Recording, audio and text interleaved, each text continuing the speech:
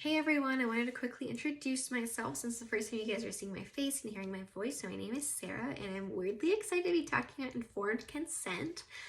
I feel like this is a super important topic and it's a good way to start the therapeutic relationship up on a high note because there's a lot of information that you can put into that form that is beneficial for both you and the client. The informed consent agreement I found was through Aspen Counseling Services. They are located within Dallas, Texas. And right off the bat, they have the qualifications of all their counselors. And this is something the Texas Administrative Code has asked that counselors do.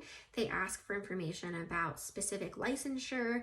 They ask for information about any credentials and education that the counselor has received that is related to their counseling services that they provide. And this goes into the American Counseling Association's Code of Ethics when it talks about the counseling relationship within Section A.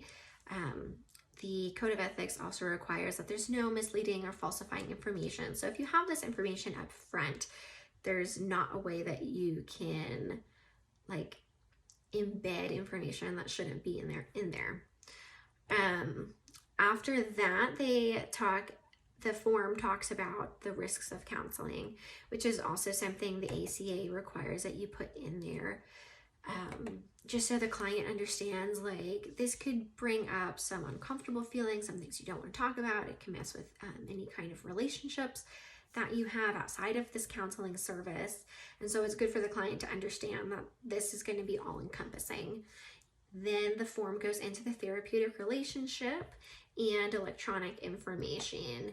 The ACA has asked that counselors start providing electronic information, and within this form it talks about that the best way to get information to the counselor from the client is by either a telephone call or within the counseling sessions. That way there's no misread text or any kind of misread tone, or if emails get hacked, there's no way that mental health information can get out to the public.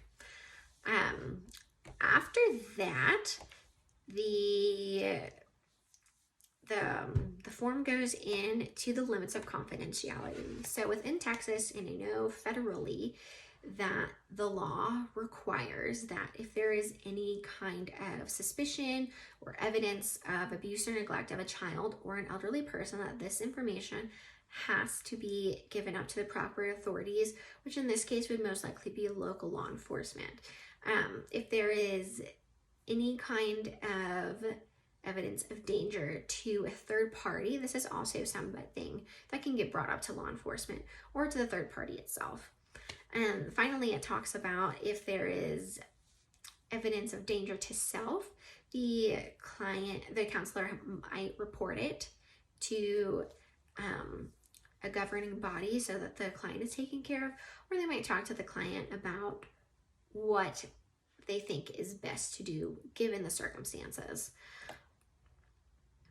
It also talks about the rights of the clients. It lets them know where to file a complaint if they have a complaint. It lets them know that they are able to end services at any point, and it talks about the cooperation of the client, this relationship and the goals of therapy are only going to work if the client is willing to work and put in the effort. But at the same time, the client is welcome to terminate at any point. The last thing that talks about is rates and insurance. And that just lets the clients know, up front, these are the rates of all of our counselors. They understand that insurance can be provided, and a lot of the counselors take insurance.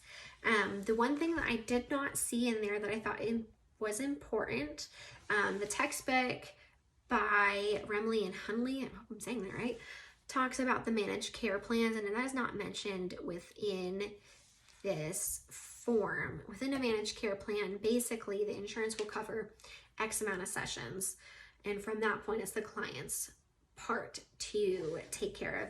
And I don't know if this is something that maybe they talk about within the counseling sessions when they're verbally going over the informed consent. And then the last thing that I found jarring to me personally was what happens if the counselor dies. There is a chain to follow in the event of so-and-so dies, the clients will be referred to this person. And that is something I saw in the Code of Ethics. It was just kind of surprising to me because this isn't something I would think about happening to myself. But that's what I found from the forum. I thought it was interesting and like a good starting ground for me to understand what all to put in there. Thanks, everyone.